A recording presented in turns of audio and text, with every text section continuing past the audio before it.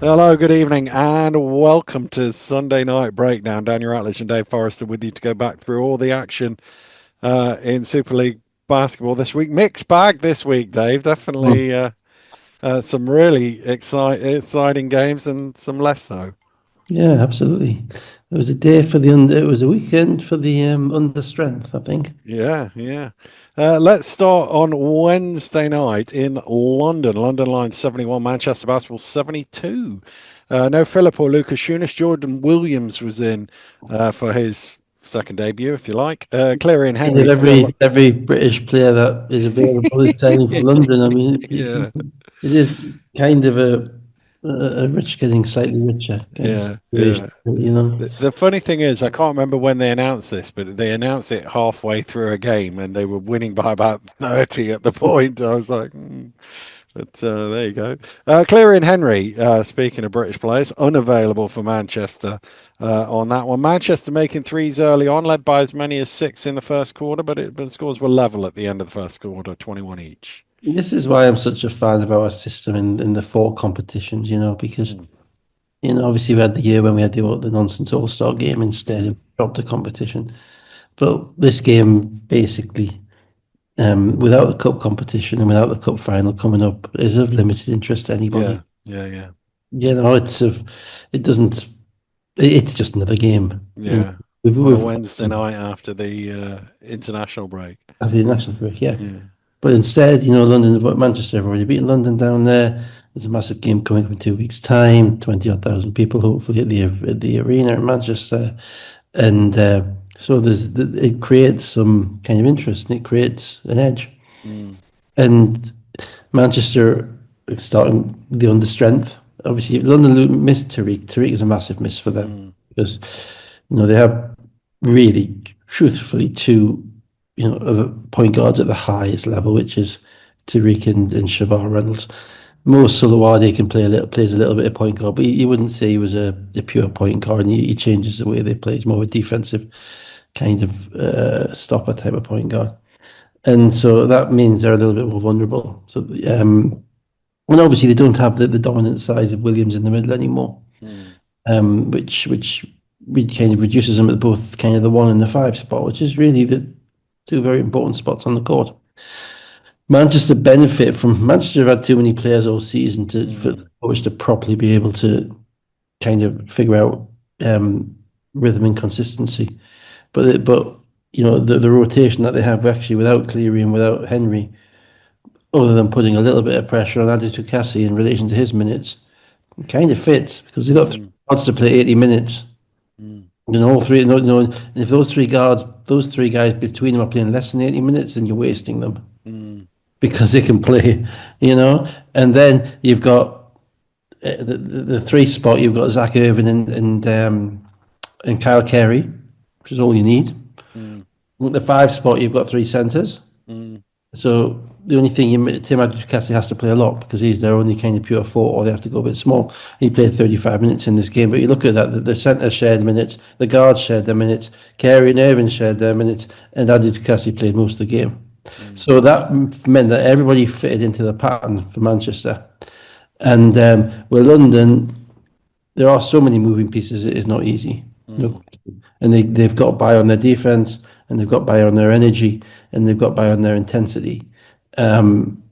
But down the end of the season, teams are getting a little bit more together, a little bit more aware of what they're doing. Basketball's always better in March than it is in September. Yeah, yeah, You yeah, know, always teams are always better in March than September yeah. because they're used to each other, and they've kind of broken through the February kind of woes of Mm. the January and February nonsense, and they're seeing in the end. So they're all kind of focused in, and we are an American-dominated league, and Americans focus on playoffs. Yeah, yeah, yeah. So everything can go up. So that's the overriding thing about it. But yeah, the game itself was quite fun. It was a fun game to watch because there was a real edge to it. Mm. Um, and Manchester believe they can beat London. Yeah, they do. That's the thing, isn't it? That's the thing. They've got that confidence, that borderline arrogance that they can do it. Yeah. Not much in the way of leads in the second quarter. London with a 13-4 run from the midpoint of the third quarter opened up a double figure lead, Whoa, whoa. 58-47. Just come back Go to on. you've Yeah. missed something. Yet another pivotal unsportsmanlike foul call in this game. I'm trying to remember it now. Ethan Price. Oh yeah, yeah, yeah, I'm not yeah, even yeah, Price. yeah, Somebody tried to take Dean maybe tried to take a block at the halfway line. Do you yeah, remember? yeah, yeah, yeah, yeah, yeah, I mean, just nonsense call. Because if yeah, that's a sports night foul, every there's 27 in a game. yeah, You know, and you say, oh well, so what? Well, it's two foul shots in the ball. yeah, The score. yeah, yeah, yeah, yeah. So You what? know, Yeah, yeah. there seems to be a line kind of just south of Milton Keynes whereby nobody has a clue what an unsportsmanlike foul Mm, is. mm, Sorry, mm, just nuts. Anyway, and so that one was against London, mm, and it's just not good. It's not mm. good. Lions were 14 points up with 8 minutes to go, 64-50, but Manchester scored 16 of the next 18 points to level the game at 66. The one I was going to pick up on was the 3-shot foul for Johnson, where the foul was committed as the ball was going down to the floor. Never mind coming back up off the dribble. That was utterly bizarre. Yeah. He literally dribbled the ball. He got fouled. He's in the process of sidestepping him, dribbling the ball. He got fouled, then he shot it. Mm, Again, just a meaningful bad call. And I say bad call, but it's a bad call that you see the first time. It's not that you're yeah, watching yeah, it and yeah. I'm watching it. And you're not having to rewind and think what happened there. It can be No, no. you're thinking well, just like the one the other week with by the 3 point shot for the non-continuation 15-foot jump shot. If you remember that, Yeah, yeah, yeah, right? yeah, Yeah. yeah, yeah. Love You it. know, it was it was like what they've done what. Yeah. And it's like, no, that isn't. If you're seeing that as a three-shot foul, then you're not processing things quick enough. The game's going too fast for you. Mm, We watch more basketball than anybody. We process things quick mm, because we see mm, them. We're used to it. And it's a pattern of it. mm, And you can't make that call is again potentially a game-defining call. mm. But I thought in the fourth quarter, Well, again, he made 2 free throws yeah, from what should have been a sideline ball. and this was a defensive game. It wasn't a game where people were scoring every time down. Yeah. And what I just thought. London's rhythm kind of hurt. London's lack of a second point guard hurt them in this game. Their rhythm, they went dry in the fourth quarter, and their rhythm dropped off, and they didn't have anywhere to because Manchester can match them physically. Manchester's got a 7-footer, Mm, Nicholson. They've got big guards. They've got big wings in Adikasi and Irvin. They can play a variety of different ways. And they're kind of a fun team to watch from an analyst perspective because Matt Otten is having to make decisions all the time mm. about who needs to play at the right time. Do we play small? Do we play big? Do we have Nicholson? Do we have Ossaboy? I did wonder whether he left Nicholson a little too long there when you had to Amazing, play you and with me will see the Williams same thing dunking as it and then he Dan. hit a three, and I'm thinking, "No, I might sit him down now," but he Yeah, didn't until right near the end. yeah, we see the same thing. Mm, Yeah, it's a game of chicken, isn't it? yeah, yeah, yeah. Because it's always the thing we look at. He does give them, he gives them a physical presence, Yeah. and I think Ossaboy was in foul trouble. I might be Yeah, I wrong, think he was. Yeah, which yeah, is yeah. I probably think he why he had kept him four. on a bit longer. And Ossaboy is a walking foul, Yeah, unfortunately. yeah. He's a few other things as well. So he did, and that was an interesting decision as well. It looked like London had just kind of got away, but Manchester are quite a resourceful group, and they've got guys who can just get you a bucket. That's So really important. let's go through the last minute and a half or so. 1:38 to go. Solowadi an open three again. That was another one where Nicholson is under the rim, which is why he's open out there. 69-66. Timeout. Solowadi's not made that many this year, so No, no, it's true. It's true. if you're going to get beaten by anything, you'd Yeah. better be beaten by a Solowadi three, I think. And Johnson, a great drive to the rim, spins it in off the glass. 69-68. 1:23 to go.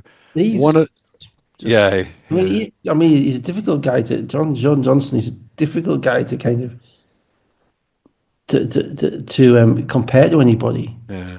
I was racking my brain trying to think who is he? Who is he? But like, and he's just so tricky and so kind of herky jerky, but smooth as well. Mm, mm, He finishes right, he finishes left, he finishes off the wrong foot, he finishes off the right foot. He's just an incredibly skilled player, and you have to be playing at that level at his size with what you would say was probably not outstanding athleticism. Mm. You have to be really good at things, Mm. and he's really good. 104 to go. Nicholson, here's the up to the down of it. He did a great Mm. job on Williams in the low block to force the miss. Nobody helping him out, by the way. Scott with the offensive rebound fouled on the putback. He makes the free throw, 71-68. 47.6 to go. Jones driving to the basket, draws a foul, makes both free throws, 71-70. And then Solowadi almost stepped into his own backcourt there, but they made a great pass to Williams. This time it was Irvin who did a really good job to make him miss. Manchester get the rebound, 33 seconds left, down one. Yeah, just good. Irvin's. I get why they brought Irvin back. He does a lot of little things which are very good. He's an efficient player, doesn't make bad decisions, and coach trusts him. And he can play the three, he can play the four, he can play the five. And yeah, but London were, offensively, they were stagnant the whole fourth Mm, quarter. They didn't really know where they were going. The bodies were coming in and out. They're not. We've said it before. They're not a great 3-point shooting team. mm, That is probably they get good looks, but their guards aren't primarily 3-point shooters. So mm, at the moment, apart from Lucas Jones, who's not playing. So at the moment, that's Reynolds, who's probably prefer the 15-foot jump shot. mm, Hawkins, who's driving a lot to the rim. And even the wings, Rye and Sandy are just as much as attacking that way. Brown does a bit of both, but Brown's kind of really athletic, so he can get to the rim as well. So you wouldn't say there's anybody apart from Lucas Jones who's a pure shooter, and he's not mm, playing. mm, And then who's going to get the? So yeah, so they didn't quite know where they're going, and they were met with a team which was as physical as them, so they couldn't mm, buzz mm. in the fourth quarter to get kind of cheap shot, cheap looks. So then Jones attacks the rim, misses. He ends up on the floor. Somehow the ball ricocheted back to him while he was lying on the floor in the key. That was Added to Ossaboyan. That was Ossaboyan. Ossaboyan made a great play because he yeah, flies across and just interrupts and just touches the basketball. And mm, he's a whirling dervish of a kind of an offensive rebounder. So that play was dead if it wasn't for him. But mm. Jones ends up with the ball on the ground, as you say. Added to Cassie cuts in from the 3-point line, and Jones finds him from the floor. And despite the presence of Williams, he lays it in with 12.3 seconds left. Great finish. Could actually have been a foul as well. Mm. There was certainly some contact. I'm not sure. I probably prefer the no call, to be honest. Yeah, I thought he went straight up, but as you say, there is some What contact. happens is when they go straight up, but they kind of get hit on the hip, and then Mm. the hip turns sideways. Yeah, yeah. It can look at that point like it's a foul. But yeah, it was a great finish by Cassie, great concentration. He is basically, as the season's gone on, he's played more, and as he's played more, they've played better. Yeah, yeah, That's yeah, the reality of it. yeah, yeah. He's not. Timeout, no advance. Reynolds to the rim. Ossaboyan comes with the help, blocks the shot, and Manchester win. Yeah, I mean, this is fascinating. This because firstly, as you say, no advance, and I get that because offensively in the half court they hadn't been scoring the ball. And clearly, they called basically put the ball in the hands of your best player, which again I'm an absolute disciple of. Fine with that, give the ball to Reynolds. And they called what we would have used to call 1-4 low, which is the one on the ball and the other four get out of the way. Low means on the baseline or something like that. But you've got to put four players somewhere. You've got to have five on the court. You can't play 4-on-4 at that point. So where do you put them to get them out of the way if you want Reynolds to go 1-on-1 on Jones? Well, you put them in the corners, obviously, and then you maybe high up on a wing if you can, and then there's what we call the dunker spot, which you and I know is, for those who don't know, is basically the kind of the bottom of the key, the bottom of the key on the baseline. And the reason it's called the dunker spot, the bottom of the key, kind of on either side. So there's two dunker spots. The reason it's called that is so the offensive player can drive down the middle, and if his man helps, he passes it off to somebody who steps in and dunks it. Darius has about 2,500 points from that, from watching from Leonard Stewart passing it to him. Basically, right from that dunker spot. So that's what they did, and they set up with Dean Williams in the dunker spot, the one shooter on the same corner, and two guys on the far side, basically to clear out. Now, Max Jones, if you remember last, was it which game? There was a game that they blew where he didn't guard somebody the right way, and I was saying, he let someone to the left. He let someone get to his strong hand. It might have been Cheshire. Was it Surrey? Robinson. Was it Surrey? It might be in Surrey. Surrey. Can't remember. Can't remember. It was the last play of the game, and he switched out too late. I think and that might have been Robinson got to his left. I can't Mm, remember. But well, this time Max Jones being faced up. He is on an island. He is one on mm, one, and his body shape is good because his body shape is sends Reynolds to his left. Just which basically his right foot is deeper than his left foot. So basically, he's giving Reynolds his left hand, which is what you want to do because Reynolds makes a ton of shots off his right hand. mm, Even better, he is sending him to Ossaboyan. yeah. And so Reynolds has gone full out straight into the space towards where Dean Williams is, which happens to house possibly the best shot blocker in the league. Mm, Or certainly the most athletic guy in the league, a guy who's capable of making that play. Former defensive player of the year in the Big Ten or whatever it was, I can't remember. mm, So by going that quickly and going in that direction, Ossaboyan can make the play. mm, Now, Jones kind of put the two hands on him a little bit. Could have been called. Again, I'm probably happy with a no call at that point or earlier on in the drive. But Reynolds, you have to think that play. Sabonis is, these guys don't stand there by chance. All right. So when Williams is in that spot, because Sabonis expects that Reynolds wants to go to his right. yeah. If Reynolds goes to his right, Ossaboyan's nowhere near the play. Yeah. Yeah. He Yeah. crosses him over, whatever. But because Jones gave Reynolds that spot, and because it was quick, Reynolds saw it quickly. Reynolds thought, I can get there. I can trust my playmaking ability. But he went the wrong way. So he Mm, went too fast.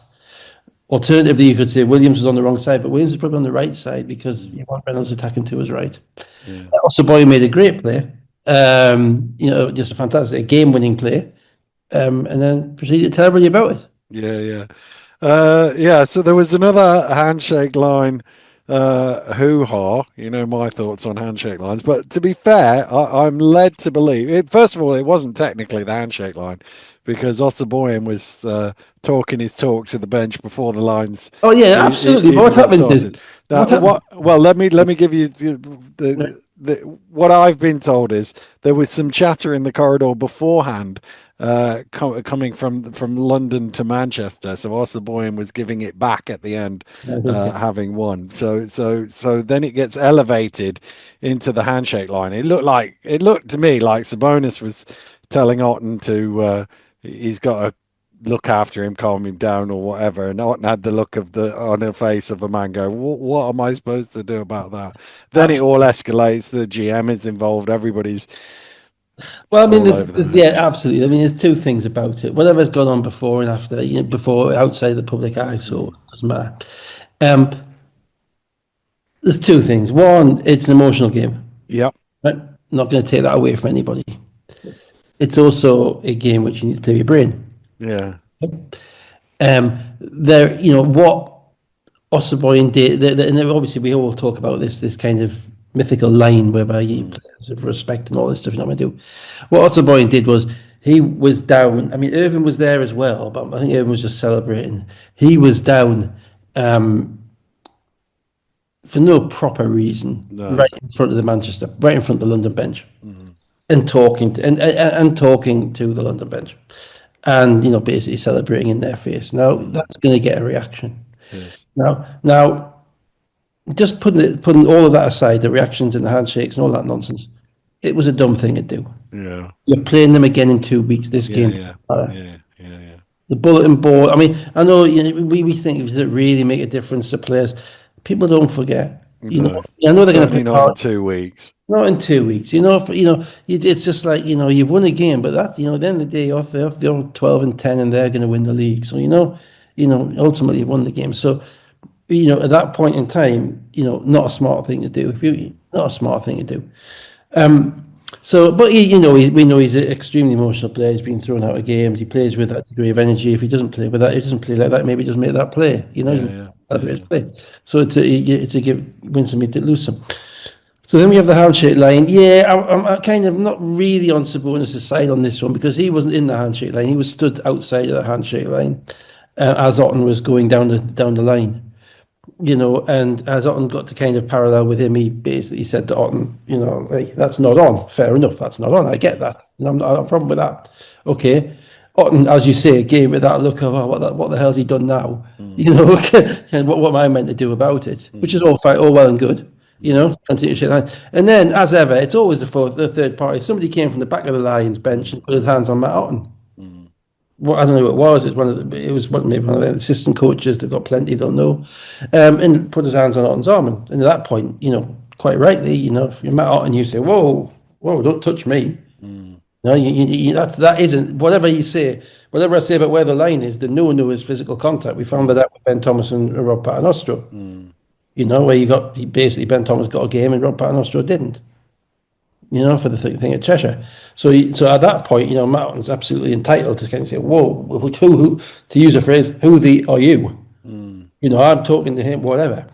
And then you just get the nonsense of the Yeah, yeah, 30 players saying, "Calm everything down, please." yeah, yeah, yeah, Um, yeah, yeah. but I mean, it's amazing. I mean, so yeah. So on a strategic perspective, not very smart for Manchester. As I say, a bit. Sabonis is demonstrated that he comes out of a basketball tradition where things are done slightly differently in Lithuania, and he understands what you would regard as kind of the proper way to behave. Yeah, yeah, He was very upset with Ben Thomas when he wasn't at the front of the line for the handshake. Remember? yeah, yeah, And that. So I don't have a particular issue with him saying, look, you got to do something about that. But that can happen afterwards. That doesn't have to. That shouldn't be happening when he's standing there as Otten's going down the line. yeah, yeah. Um, it brought me back to the great scuffle of Sports Central in 2014, Mm, when we beat Leicester in the last second on a missed shot, and entirely, and I'm certain entirely innocently, the ball broke down the back down to the Leicester bench, and Drew Lasker kind of was picking yeah, it up. yeah, And Drew Lasker put his hand up to celebrate the win, and he was about 3 inches from Rob Paternostro's face yeah, when he did it. yeah, Rob didn't like that, and then there was a bit of a scuffle. I was right in the middle of that. I had to write a mm, report about it at yeah, one point, and then Neil Wilkinson was right in the middle as well. At one point, he told me he was throwing Malik Cook out because Malik Cook had grabbed him on the arm in the middle of this scuffle. yeah, And they looked at the video, and it was, in fact, Malik Cook was trying to grab me on the arm. So it was all inadvertent. But it does, that's the type of thing, the emotions are so high, there's a yeah, of doing things, and you're not meant, going, ultimately, if that happens, if Osborne did what he did in the game, that's a taunting technical, yeah, yeah, yeah, and that means, which basically means that's not right. You shouldn't be doing it. And particularly after the game, because that's how, I'm not saying that's how fights start, but it is. yeah, yeah. So it'll be interesting to see if there's any discipline about that. Mm, I've got absolutely no issue with Otten. I've got little issue with Sabonis, really. mm, But the guy who put his hands on Otten needs to be told that's not acceptable. mm, Osborne probably needs to be regarded as the agitator. mm. So banning for the final, that'll be. Yeah, yeah, yeah, Not to that though. I would yeah, suggest a 0.0000%. yeah. It certainly does ratchet up the animus for the final, that's for sure. Absolutely. Price 14, Williams 13 points and 9 rebounds, Solowadi 11 points and 6 assists, Jones 23 points and 5 assists, Smith 7 of 11 for 18 points, and Johnson 11 points. That's the three of the guards scored 52 points out Yeah, of 70. 2. Yeah. Well, there Mm, you go. That mm, means those guys are comfortable. yeah. That's worrying for London, because they're going to have to guard the perimeter against those guys. Those guys can get a bucket, all three of them. We'll stick with Manchester, but not for long, I suspect. Manchester Basketball 101, Caledonia Gladiators 78. Henry was dressed for this game. He didn't play. Jimenez was back for Caledonia. A 13-0 run had Manchester 25-8 up inside 6 minutes, and that was basically the ball game. Well, when within 6 minutes you've played 11 players, that kind of is a bit of an issue, isn't it? Yeah. And that was Caledonia. Mm, Um, they they look ill-fitting mm, at the moment. Um, there's a bit of duplication on their roster. They have players for all positions, but they don't have much in the way of talent to separate themselves, if that makes any difference at each position. And they don't have physicality that they need, mm, you know. And this was a bit of a non-event, I'm afraid. mm, mm, Um, and it's in Manchester, obviously comfortable, and Manchester did this to Newcastle 3 weeks ago. So Yeah. it's not a thing to say. Or it's not a death blow to get blown out by Manchester in that gym. They are really, really good, and they're playing better. And as I say, they're helped by having less players because they're in more rhythm and they're all getting to play and they're really comfortable.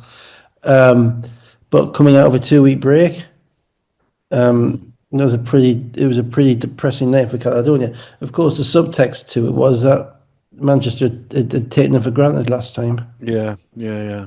So about a month ago, Caledonia went there and beat them. Yeah.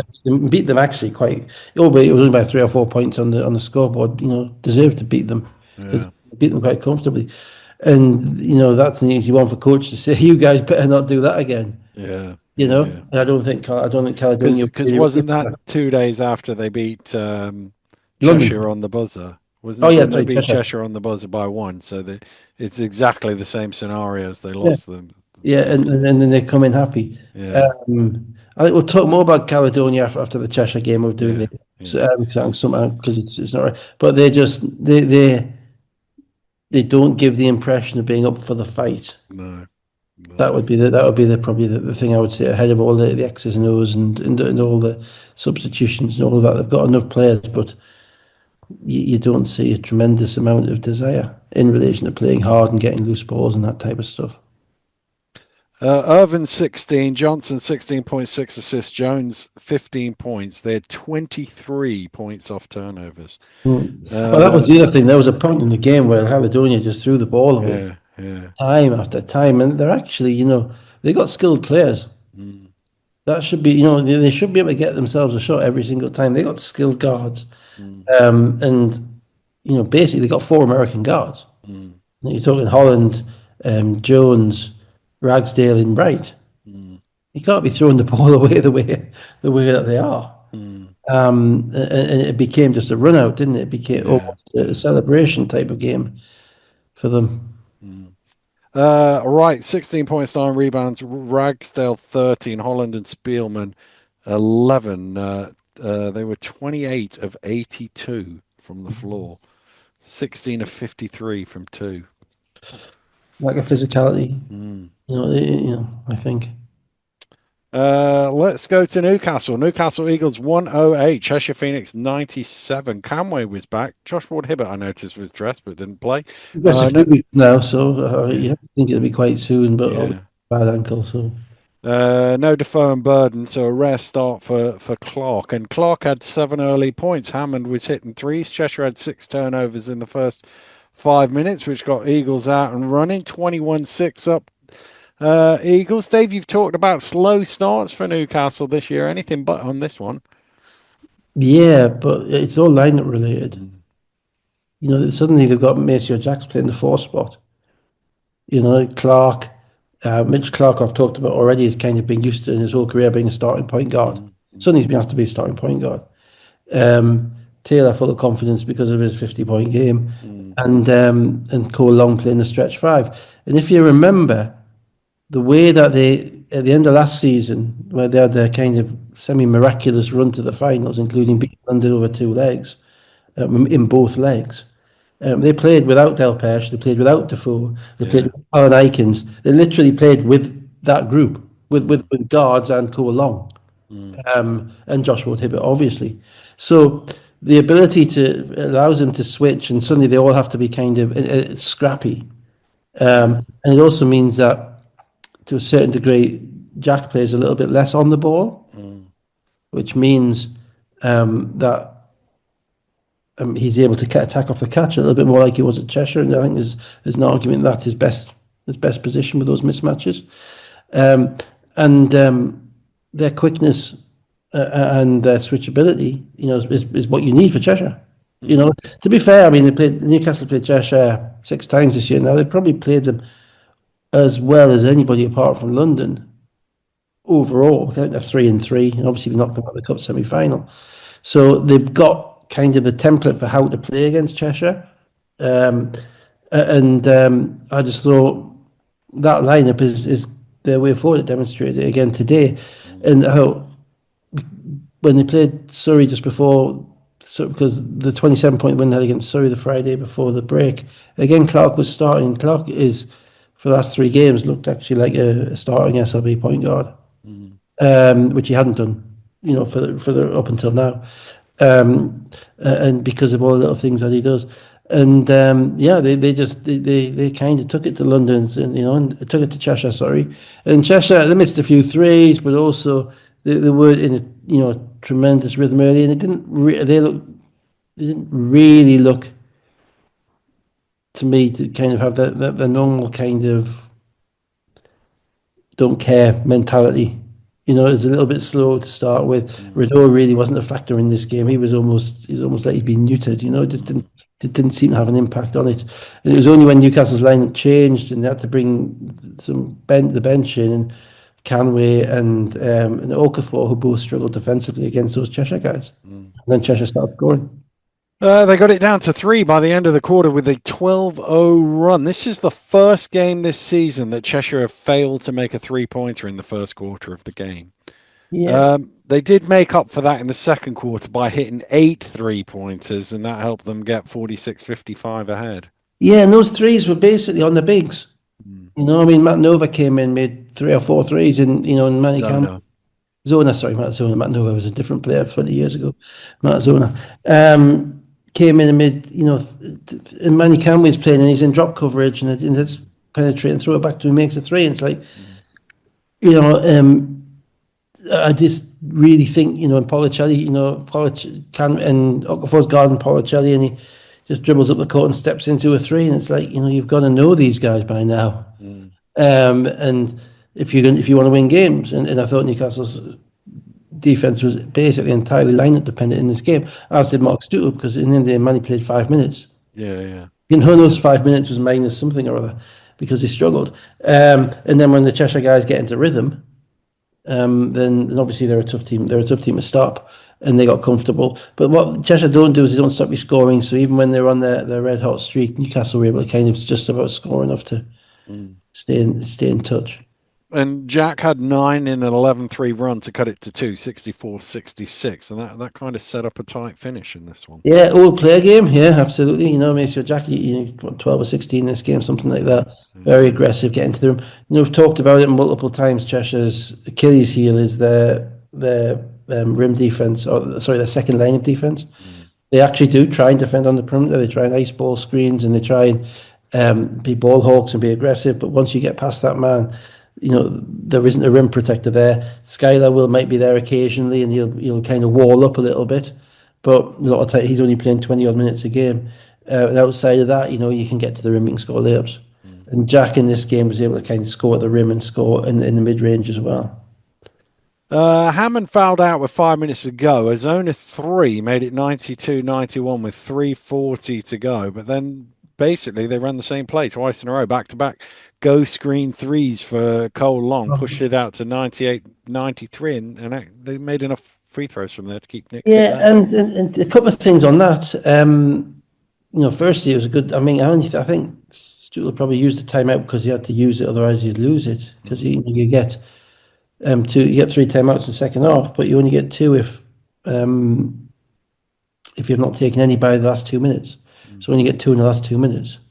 So there's always a use it or lose it timeout with 3 minutes to go, and coming out of that timeout that they ran those 2 plays, which got those 2 shots. I was surprised Zona came out of the game. I think he was a bit surprised as well, because he was everything. He was really, really good in that game for them, and Ben went back to his main guys at the end. And Zona was causing a lot of problems and was feeling it. He just made that 3. But the thing is, this is the thing about Cheshire's defense. Okay, you get beat on it once. Yeah, okay. But you get beat on it twice. And they defended in both separate ways, but they got it wrong both times. And there's so many different ways you can defend that play. But basically, if Maceo Jack catches the basketball 30 feet from the basket on the left wing, the one thing you do not let him do is go to his right. You have to keep him out in the middle. And both times Cole Long came to set the screen, then spins underneath the screen, which, as you say, is a ghost screen. So basically, for people who don't know, a ghost screen is just somebody pretending to set a screen, then at the last minute diving away to a spot to catch it. Skylar does it better than anybody. He's brilliant at it. And so so Cheshire should have defended it enough in practice. Yeah, yeah. You know, but it only works because Cole Long's going to his favourite spot on the floor, which is in that corner, that side. He must prefer shooting the ball on that side of the court. And Maceo Jack is able to come to the middle to throw it out to the wing. Mm, Now, the second time they did it, they kind of doubled Maceo Jack a little bit on the ball, and the rotation was late as well. So that's Cheshire's Achilles heel. Their attention to defense, attention to detail. That's two Achilles heels already. Sorry, their attention to detail defensively at times lets them down, and that's why they give up 100 plus points mm, in games on the road. Now, again, they can overwhelm you with their energy and their athleticism and their scoring, and certainly they overwhelm inferior teams that way. But when it comes to the nitty gritty of the execution at the end, they didn't execute on either of those two players. And as you say, those two players basically, that and a couple of stops that the Eagles got, mm, basically, were the game. mm, yeah. Jack was 10 of 13, by the way, Not for bad, yeah. 27 points. Taylor, 21 points and 7 assists. Long and Clark both had 17. Robinson, 22 points, 6 rebounds, 7 assists. 8 of 12 shooting. Lindo, 5 of 7 for 14 points. Bolicelli, White, and Cameron all had 12. That's the big thing. I mean, the big thing with Newcastle is that, Clark can be a difference maker. He's not a great shooter. He doesn't have, substantial athleticism to jump over people. He's not going to make step back 30 footers. But the last three games, I've got the impression that he's less worried about running everybody else and more worried about himself. He's getting himself going. In this game, he stepped up, made two threes early instead of worrying about everything else. And that's what he has to be, because you can't. It doesn't matter how good a floor general you are. You can't be a point guard, a lead point guard in the SLB without being a scoring threat. Mm, So he has to look to attack. He has to be aggressive. And if he misses, he misses. But that's a major change for Newcastle, because he does have a lot of intangibles. He takes charges, and he gets steals. He does gritty things, and that can elevate them. That's a potential elevation point for them. And if Burden is able to come back hopefully soon, then that gives them a kind of a rotation which works. With Cheshire, it was just they didn't get the stops at the end of the game. They're always going to be in games. But they didn't get those stops. Let's go to Saturday. Surrey 89 is 80. Leicester Riders 83. A wild finish to this one. Graham and Polite were back for Surrey. Drew Lawrence was dressed but did not play. Battle Loving Carey all missing for Leicester. Some sort of admin issue. So a first start for Flynn Boardman, Rafe. Spencer Johnson playing like a man possessed particularly in the first quarter. Real captain's effort. Boardman, Rafe was excellent. Leicester were 12 up despite all their issues. 12-24 in the first Yeah, quarter. because one person's problem is another person's opportunity. Yeah. And there is nothing better. I'll be honest. There is nothing better in the world than being able to create a backs to the wall environment within your locker room. Yeah.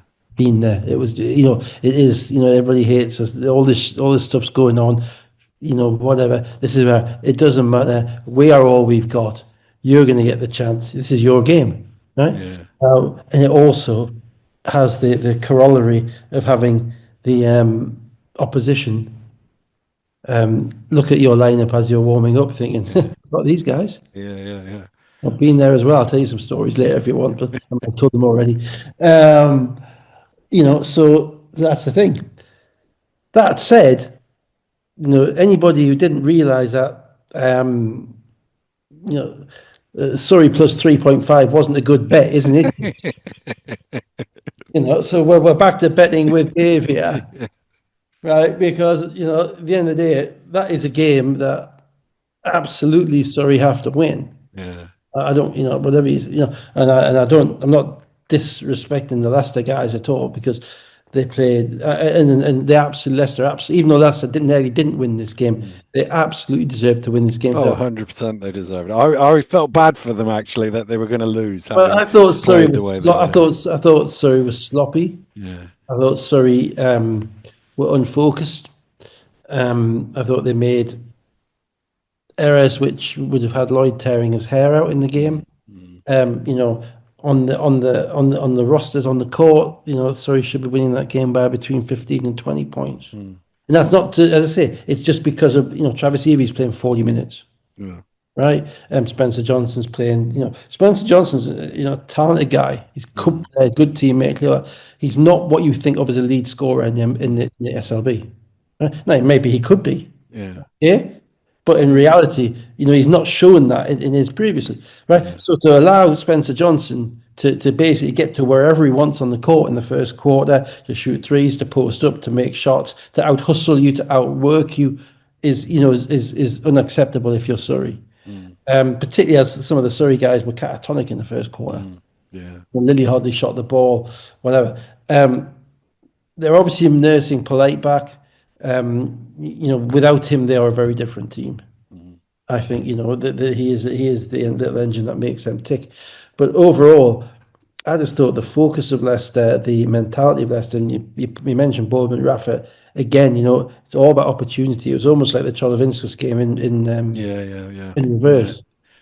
Johnson, somebody said to me, was channeling his Tyler Bernardini. I don't know if you remember, there was a game in Now, Sheffield where Leicester were about three players down, and Bernardini went nuts, yeah, hit like 9 or 10 threes or something like that. He um, wasn't Tyler Bernardini, but it was yeah, echoes of. he's a quieter bloke than Tyler Yeah, Bernardini. yeah, yeah. There's Tyler Bernardini, a little bit of the Italian fire in him. Mm, Spencer Johnson, I think, was out of Utah, wasn't he? Utah, yeah. So probably a polite Mormon boy. Mm, I don't know. I'm just making this up. mm, But no, I mean, yeah. But beyond that, I mean, it was on the commentary.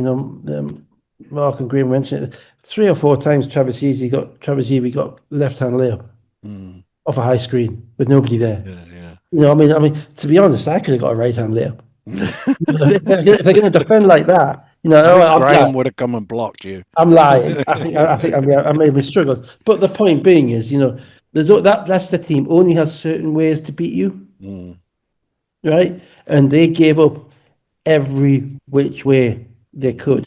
So they gave up Evie's left-hand drives. They gave up Boardman Rafa's hustle, energy, and catch and shoot threes. They gave up Sulaiman in the third quarter, got going, mm, and they were pumped up because they were giving it all of this, and the fans were there, and it was just and the game ended, and we'll get to the ending of the mm, game, but the game ended in an entirely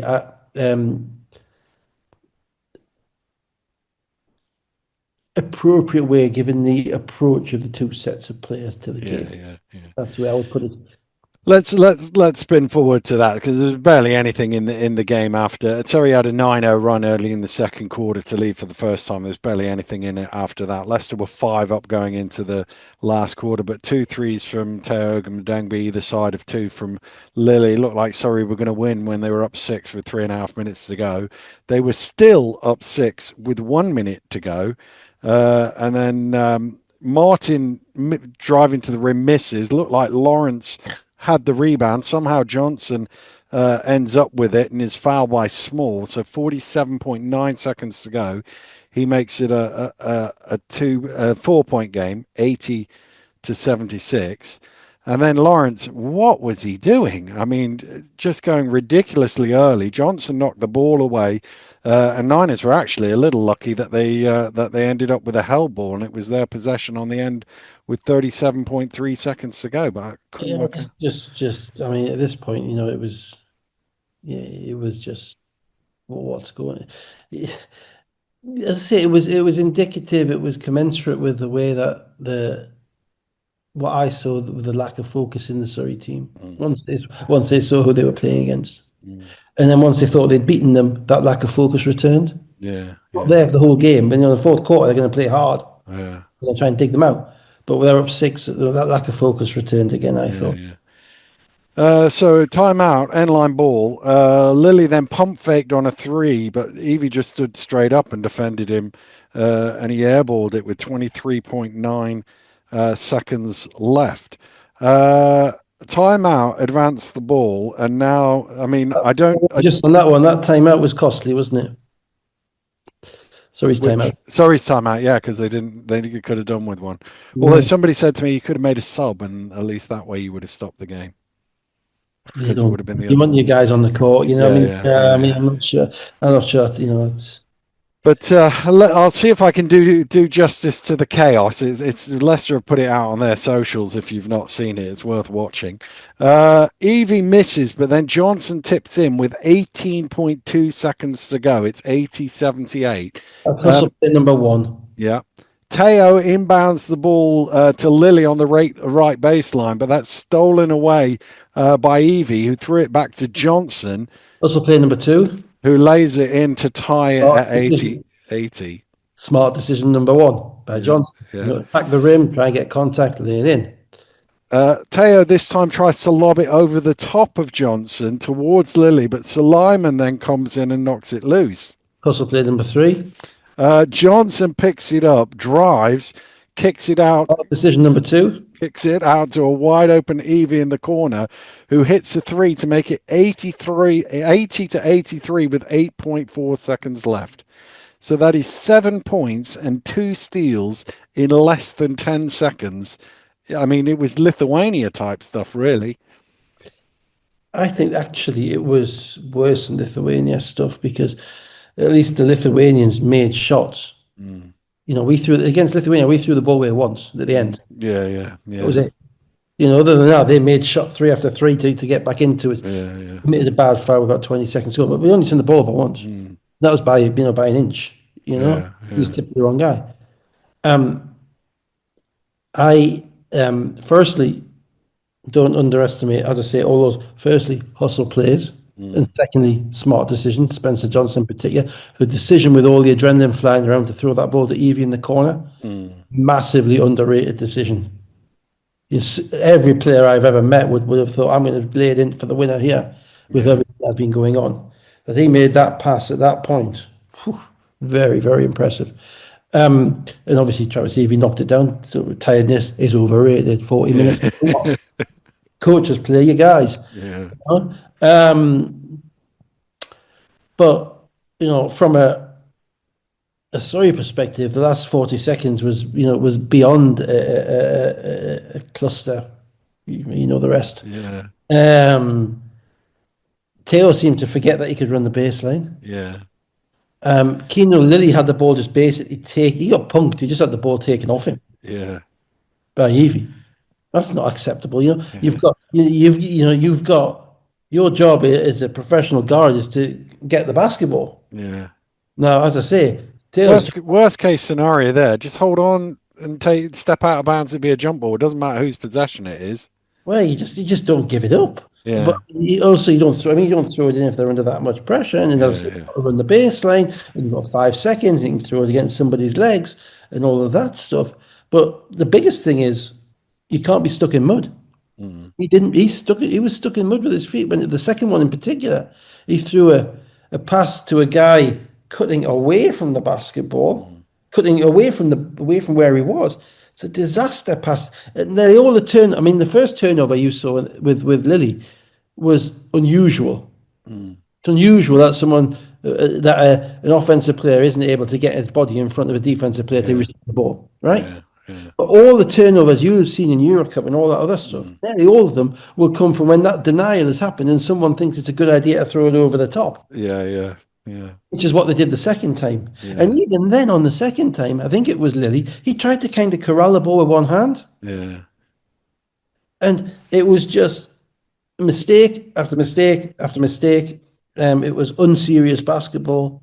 They didn't have the timeout, obviously, which is why if people ever wonder why coaches keep timeout, that's the one.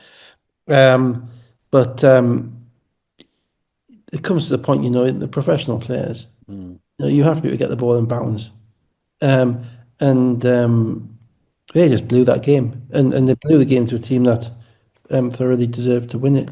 Yeah. Because they never quit. Yeah. And they weren't going to quit because they were all they had. Yeah. Polite did have a running three, which missed, and then there was this fight for the rebound, then time expired. There's no way that was going in. No way. And sorry, after that had happened, karma doesn't work that way. You don't get to do that. Yeah, and then Paternostro did what's known as a Forrester. There's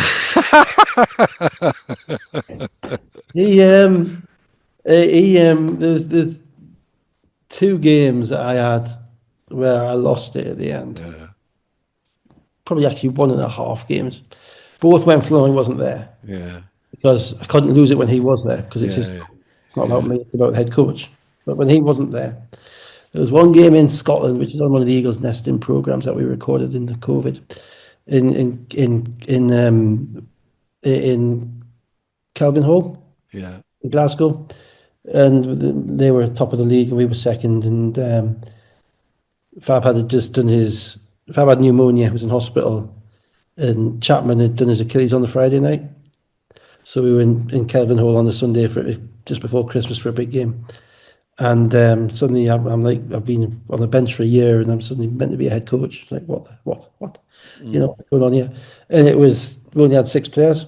We had 6 players and 5 players, Andre Lockhart and Aaron Nielsen on the bench. mm, Aaron didn't play that much and Andre played a little bit. So basically 5 players. It was Trey, Bridgie, Charles, who hated Glasgow, Kadiri, Richard, and Darius. That's mm, fine. And somehow we managed to come back from like 13 or 14 down. It was a great the basket stanchion game where the Eagles, where the Rocks cheerleaders were under the yeah, basket, and there was a yeah, hassle there. So the Eagles fans came down and stood next to the basket, and Chris Dodds is having the referee who's going to stand next to the basket because the foul shots, the basket's moving. It was absolute fucking, pardon me, chaos. And we won in the last. Trey made 2 foul shots in the last 15 seconds, and Charles made shot after shot. And we won by a point when I think E.J. Harrison missed a jump shot on the buzzer. mm, I just lost it. Oh, and the fans were behind the basket, so you run up the fans, you're giving it this, you're yeah, full of it. Charles is waving to the Rocks owners. Trey yeah, is probably committing multiple public order act offences.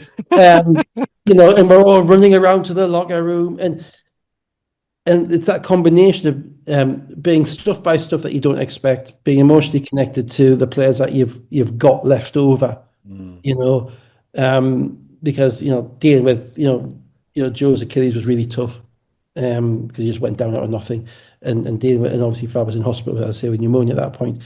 Um, it's always a circumstance that make the wins yeah, more yeah, memorable, yeah, and that one for Rob. yeah, That took me back. That took me back to that game yeah, because everything is against them. All stuff out of his control. yeah, He's got an incredible performance from his what you regard as secondary players. yeah, From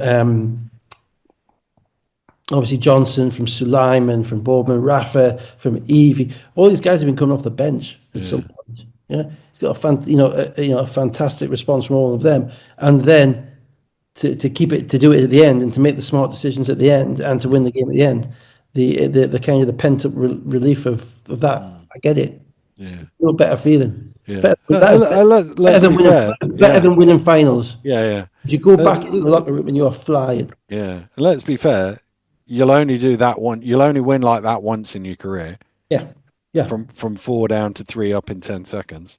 But to be honest, yeah, yes, but it's not even that. It's not even it's Yeah, not even the kind of the strangeness of how it finished. yeah. It's the circumstances that Oh surround it. yeah, yeah, yeah, Who yeah. did With it? it's It that, was the yeah, group that you've because got. it reminded me of because obviously Leicester haven't lost at Surrey Sports Park since 2012. In the league. And it reminded me of they had a game in, I think it was 16-17, where they should have lost, and I think Sullivan stole the ball and they hit a three on the buzzer or something like that. It reminded me of that, where it was like, how did that happen? But the difference is that with Sullivan and I don't know who it The was making Hampton the three. and the Yeah, Hampton and yeah, it was all those just a. guys, yeah. Whereas this was, as you say, it was guys you wouldn't expect to. The They, guys they that could have got beat by 20 and nobody would have said anything. maybe the bookies.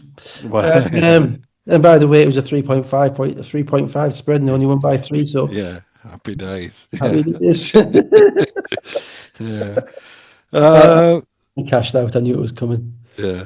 Yeah. So So yeah, but no, it was one of those life affirming kind of games I've seen. mm. I know that. Lily, Graham, Cholovinskas all had 13. For Leicester, Johnson, 24 points, 10 rebounds, 6 assists. Boardman Rafe, 20 points, 4 assists. Evie, 17 points. You mentioned he played 40 minutes. He's only the 4th player this season to play 40 minutes in a non-overtime game. Well, yeah. Yeah, well, Uh, let's go to Sheffield. Sheffield Sharks 79, London Lions 73. Mervyn James is gone. So a first start for Ali Hodgic, a fourth start for Kern. Soko was back. yeah. Dean Williams was out Hang for on a this minute. Is one. there another British player we can find out? There he is. He's been sitting in our pocket for the past 4 months. Oh, he's only a ex-Pro A and did Italy Division One and, yeah, and Mm, multiple caps. Oh, we'll just bring him off the bench. Dear mm, me. mm. The Sheffield first 7 points of the game, and they actually led for the whole of the first quarter. Yeah, I think Dean Williams is the big difference maker. You guys were talking in one of your commentaries this week about MVPs and who can be the MVP when we don't know who the second place team in the league is, and the first place team in the league is so evenly spread. I think probably Dean Williams is close actually Yeah, because yeah. he played in nearly all the games, and you can't really penalise a guy for playing on a winning team just because he's only playing 23 or 24 minutes a game instead Mm, of 30. yeah. He's probably been the most substantial difference maker across the whole season in the league. It would be Joe Scott if Joe Scott was had played the Yeah. whole season, but he hasn't. His ability to be a 3 or 4 in a stretch five is a major boost for them, and without him, again, it's another little kind of chink in their armour. And Sheffield exploited this. Sheffield looked like a competent basketball team in this game. And I don't mean that in a patronising way. They looked like a team that had an idea as to what it was about. They're basically playing with Ali Hodzic and Ocherobia. So they've got basically two guys who are built in the same mould Mm, in the centre spot. They are solid. They're going to set solid screens. They're going to roll to the basket. Farrell's going to make some passes as well. Mike Ocherobia is going to be at the rim and finishing. And everybody else was kind of able to play around them. Chapman came out like he was ready to play until he was refed out of it. mm, He looked like he was up for it, and then Nixon was coming off the bench, and with Kern actually play. I thought there's ups and downs to Kern starting. Right, Kern is euphemistically he's a basketball black hole. He doesn't pass the ball much. mm, Um, but what that's tended to mean when he's coming off the bench, he's been instant offense. But instant offense can mean that nobody else touches the ball for long periods of time. mm, When he started, by starting the game, it almost gives him more time to get in the flow of the game. So he's not monopolising every possession and he's still being as impactful. So that might be the way they go going forward. And London, again, they have the same offensive issues they had on Wednesday. mm, That they can get score. They got some scoring from Hawkins in this game, but the advantage of not knowing there's an advantage and a disadvantage in not knowing where your scoring comes from. The advantage is that it can be anybody anytime. You're not relying on a hot hand. mm. Disadvantage is your team doesn't know either. Yeah, yeah. And occasionally it might not be anybody. Mm. And in this game, that was kind of where it was at. So Sheffield got up 10 early in the second quarter, but Lions then with the 16-3 run to lead 35-38. During that run, Chapman got disqualified for an unsportsmanlike foul where it's a bad pass from Kern and he ends up colliding with Hawkins and he's the last man, so that's given us a unsportsmanlike. I don't think it was.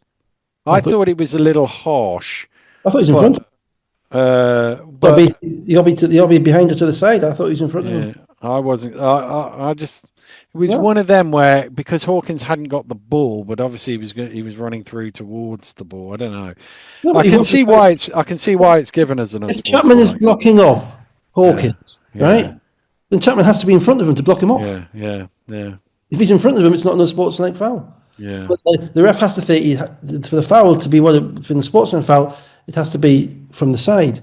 Mm. Now, if it's from the side, Hawkins would have had a chance to get to the basketball. Yeah, the thing is, he was coming that way, so it was. It was one of them. I thought it was a bit harsh, but I understood why it was called. Yeah, disagree. And then he gets a technical. Obviously, not disqualified for that. He then gets a technical a few minutes later, seemingly because he was trying to foul Rye in the low post, and the ref didn't call the foul. I didn't mind the no call, by the way, and he was moaning about it and moaning about it. Meanwhile, Rye kicks it across the court, and Sandy hits a three. and he turns to the referee again and has another little moan and Well, what I saw, tees up. nah, what I saw, I didn't see much. I'll be honest. I mean, if everybody, somebody, and obviously you don't know what was said, but Mm. everybody who has quote marks a little moon to the ref gets teed up out of the game on the dodgy on sports line, the dodgy technical, and it doesn't do as much good. And I was the other side on that. I felt quite sympathetic to him. I was the other side on that because I was watching him moan about it. Because Mm, full disclosure, I was watching this game on delay, and somebody had texted me to say that he'd been disqualified. So I was watching yeah, closely to see where he was going to get disqualified because I was about 10 minutes behind yeah, live at this point. it's good. Yeah, And I'm assuming he said something across that went over the line. uh, And my take was, what are you doing? You know you've got an unsportsmanlike foul. yeah. You But it doesn't. can't. They don't think like that, Des. No, I honestly no, don't think they do. I just think it just the personality of the player comes out, and he likes to have yeah, a say. But as I say, I thought it was a bit softer. I don't like the rule. I've told you that. I don't like the rule one on sports and one technical equals a yeah, disqualification. I think it should be two of each, two yeah, of either, but not one of both. yeah, It's too much. A technique can get a technical for flopping or for touching the ball after the ball goes through the basket. A yeah, sports night foul for that 50-50 call. yeah, Game, that's a disproportionate punishment. yeah. Well, I just don't think it's. I think FIBA needs to look at that, but I'm not No. got the line to Well, that. I had sympathy on the unsportsmanlike, but not on the technical because I just thought Mm. to be fair, the referee didn't call it until after the shot had gone in. So he'd had two or three nibbles at him, if you like, I thought. Yeah, okay. So Sheffield had a 14-3 spell in the third quarter with threes from Lee and Williams. Kern getting to the rim, and they got back in front at that point. Yeah, Kane was really impactful. Again, Sheffield is another team that can match up with London physically. Not every team in the league can. And particularly now their kind of points of difference aren't there anymore. And Kane in particular has, excellent size positionally on the wing and can score the ball, go on the rim. Can score the ball, go on the rim.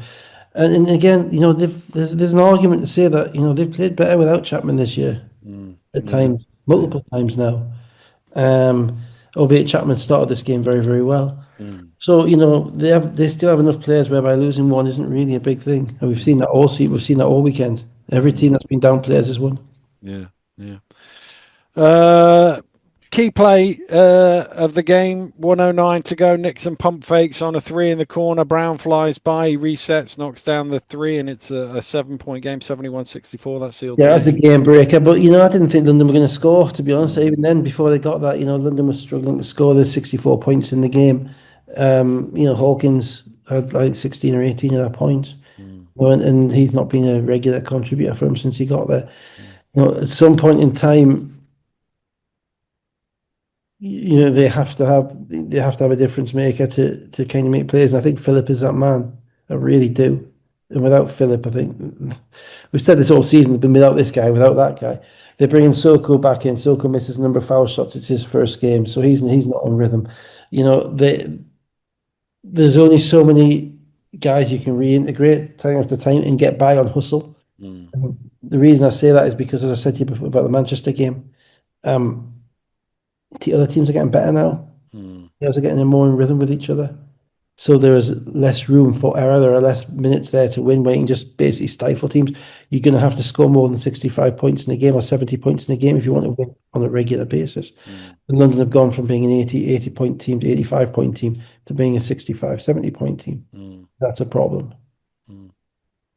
Uh, Kern, 19.6 rebounds. Williams, 13 points. Lee, 13 points and 7 rebounds. Scott, 16. Hawkins, 5 of 7 for 16.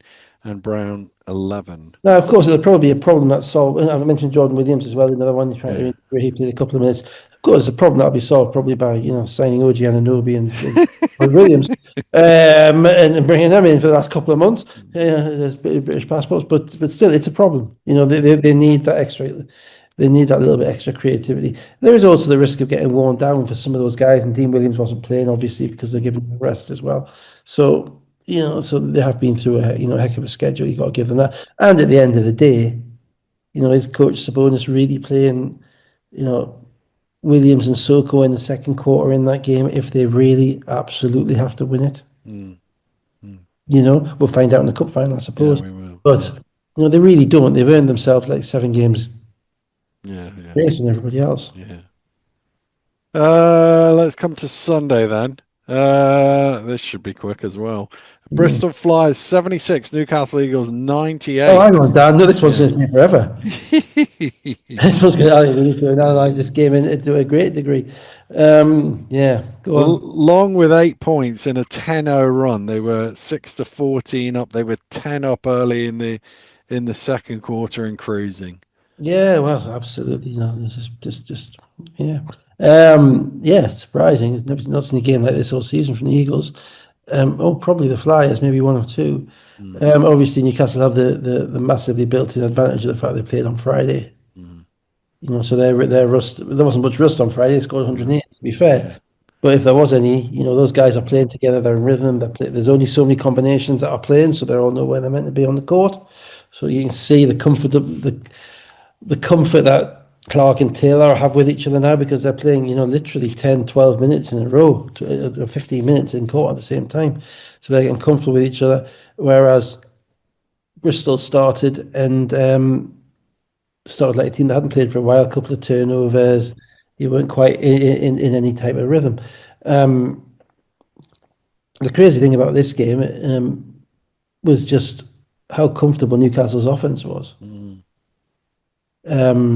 I mean, obviously, Cole Long just went off on one in the first half, 6 of 7 with Apprentice Nixon, mm, but he's playing just as pointed out in the commentary. He's generally playing as a five. mm, Cameron played a few minutes, but he's playing as a five or maybe a four. And what I thought was really good about the Eagles was the fact that Taylor ended up with 32 in this game, but he hardly shot the ball in the first quarter. mm, Whereas early on in the season, the game was coming. He was forcing things, over dribbling. In this game, he didn't over dribble at all. He looked like a player who sadly was playing his way out of this league, to be honest, mm. into a different league next year. Because it just he looked like a guy so full of confidence and understanding of where his opportunities were that he was able to almost score at will. Um, Bristol, 9, 10 guys, Mm. um, trying to fit them all in. They Um, obviously had the issue of Zach Anderson. He had a clash of knees and yeah, it didn't went out look of the much. game in the middle of But the second quarter. they weren't much better with them or without them, to be honest. No, You wouldn't no, say that was a game-changing moment. no, no. I just thought Newcastle's defense is just so much better when they're smaller. Yeah. Suddenly you see clips whereby, Brody's making layups, yeah, but Brody's making layups with 4 guys around him. Mm, If Newcastle got a big guy guarding Brody, all the little guys are stood on the perimeter watching. mm. Suddenly they're all helping each other. And, whilst Bristol scored 76, there was a bit of not even of fake comeback in that. Yeah, yeah, yeah. They didn't Um, look like they were getting to 76 for much of the game, to be fair. no, so You yeah, mentioned really back Long, to the Eagles. Yeah. six of 7 3-pointers in the first half, 22 points Mm. by halftime. So they kept that double figure lead. It actually got out to 25 in the third quarter. They had a 16-5 run. That was, if it wasn't over before then, it was by then. And I mean, as I say, you do have mitigation when you haven't played and the other team has, and there's an advantage. But what I will say is Newcastle had 3 turnovers in this game. Yeah, yeah, yeah. I remember seeing the graphic pop up and it was like 18-2 or something like that. 3 turnovers, and 2 of those turnovers were Okafor on a fast break, throwing a behind the silly behind the back pass and something else. Mm, So I can't, so literally they went through virtually the whole of the game without turning the ball over in the half court. yeah. They were that comfortable in getting shots, Mm, in finding their spots. And so, offensively, you've got to say that, less players, but they have kind of turned the corner. There's mm. 98 against Surrey, 108 on Cheshire, and 98 on Bristol. And it depends on how well they can play defensively, playing that small for how long. Mm. Teams go through runs. Bristol just kind of chalk it up, get back in rhythm, and start your season again. Brody, 18 points, 10 rebounds. Joe Anderson, 12 points and 8 assists. I didn't write down a third scorer, so I don't know whether they had one or Mm. not. Somebody else would have scored, obviously.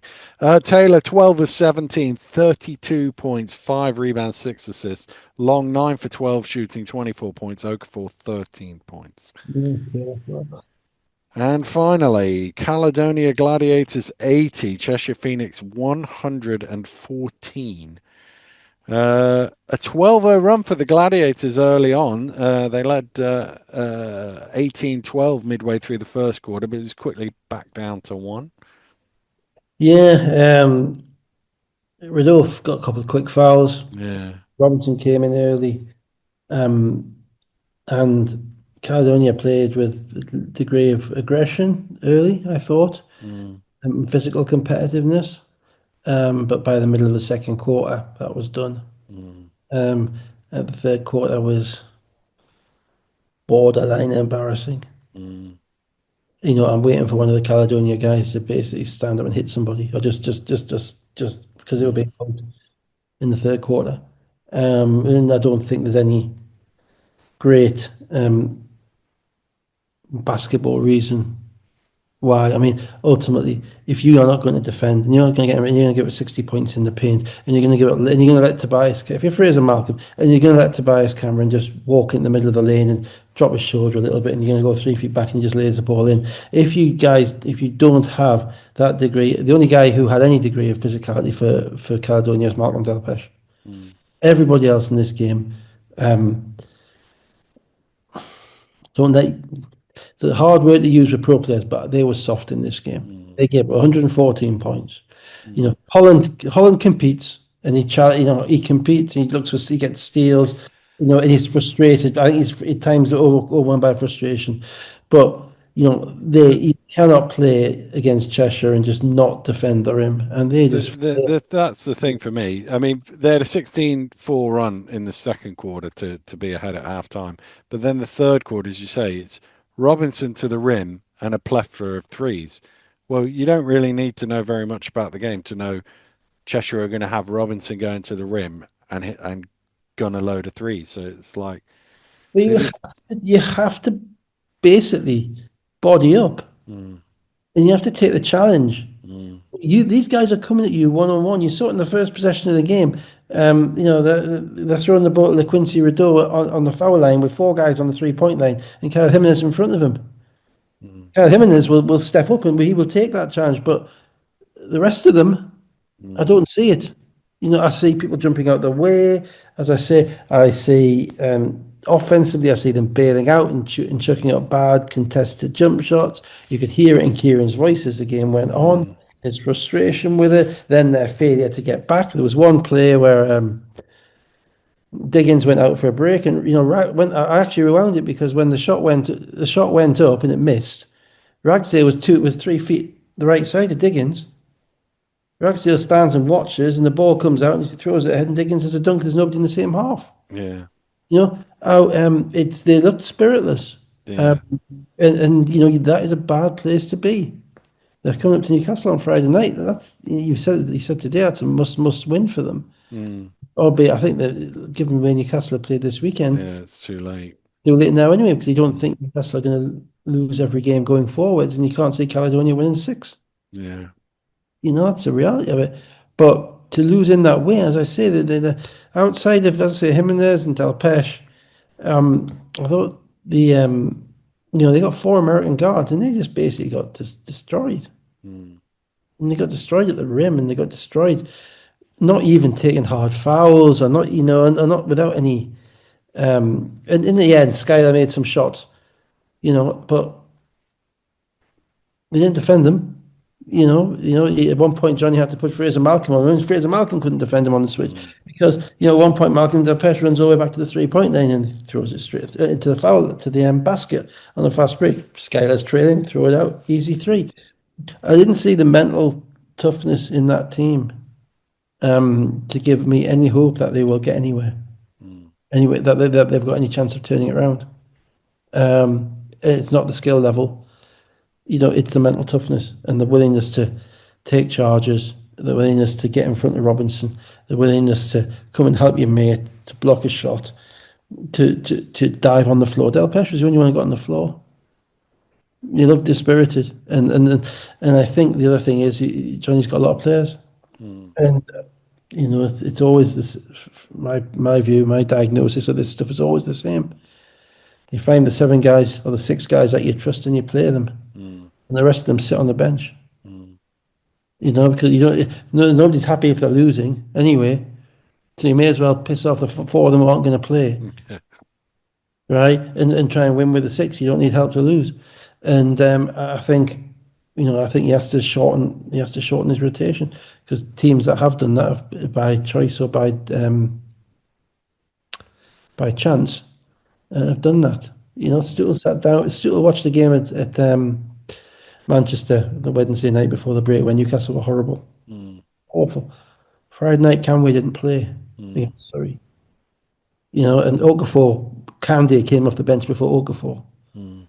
At times, you know, you have to send a message. I think I might have sent a message a couple of months ago. But the point I'm making is you're in the group, so you've got to Yeah, maintain your group, and you've got yeah, to keep yeah, your group yeah. going, and you've got to make sure that they are that you can keep guys pointed in the right direction. Mm, But at the end of the day, it's a wins and losses business. yeah, yeah, yeah, And I'm not, you know, and out of those guys, you know, some of them, you know, it's not a fun place to be when you're getting destroyed on your own court like that.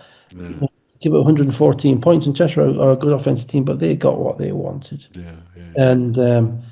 and a pretty dispiriting loss for Caledonia. It was, yeah. Holland 13, Jimenez 10, Ragsdale 10, 38% field goal shooting. White 7 of 11, 7 of 13, sorry, from 3 for 21 points. Robinson 8 of 10 for 21 points, 10 assists and 5 rebounds.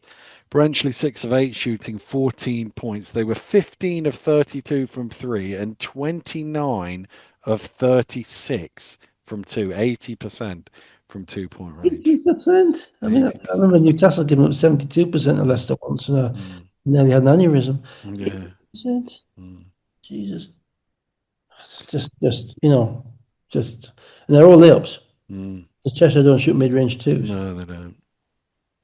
You know, so stand up and just grow a pair, guys. Come Mm, yeah. on. The yeah, I mean, not great. No. Very good for Uh, Cheshire, but yeah. let's not forget. You know, let's not take Cheshire for granted. You know, they came out and did, but really interesting subplot with Cheshire with the is it Rideau, is it Robinson, is it Rideau and Robinson? Mm, You know, when they come to big games in the playoffs, you know, who's going to be playing because Lindo's playing very well. And Brenchley is a guy who's always ready to make a shot or two. You mm, don't ever think the worst with Brenchley on the court, mm, you know. And now Cameron's back in the rotation as well. You know, the the offense is actually set up more for Robinson's game than it is for Rideau's game. mm. Rideau's a little bit slower in his drives, a little bit more methodical, you know, probably a slightly better passer and certainly obviously a disruptive defender. But when Robinson's playing, they all play so freely. You know, so that's going to be an interesting little quandary going forward. Let's quickly run through the table. London still top, only just Mm. 15 and 5. Cheshire in second, 15 and 11. So they're right breathing down their necks on the points. Mm. Manchester 13 and 10. Sheffield 12 and 10. Bristol 12 and 11. Leicester 10 and 9. Surrey 10 and 12. Newcastle 9 and 14. And Caledonia 4 and 18. And the other thing I noticed in looking at the table is Caledonia are 1 and 11 at home in league play this season. Ouch. Yeah, 1 and 11. Ouch. That's not good because you want the fans to keep coming back. Yeah, yeah, yeah. And then that's a long drive up there Mm. or a long trip up there. So you know you should be looking after your home court a little bit more I than remember years ago doing some numbers on it, and Plymouth and uh, Glasgow, as it was at the time, were mm. disproportionately high on home win percentage versus Double win their overall win percentage Yeah, because they're a long way for everybody to go. absolutely. It's an advantage. You've got to make the most of it. Yeah. So yeah, so that's a. I mean, what it does say about the league is, I mean, certainly I mean, the two Newcastle games this weekend have kind of shown that it is very much an eight team. Mm, There's eight teams there who can win games. yeah. Because we're thinking, oh, is it going to be seven teams then Newcastle fighting off Caledonia, or is it going to be the other way around? What you saw this week, it's probably the other way around. Mm, Or that, Newcastle have gone to Bristol and blown them out by 30. mm, Um, which means that and Newcastle and Cheshire are second, and Newcastle are beating them on Friday night, which means mm. that all these teams are going to be playing each other forever for the next Yeah, yeah. next 2 months. So goodness knows where it's all going to end up.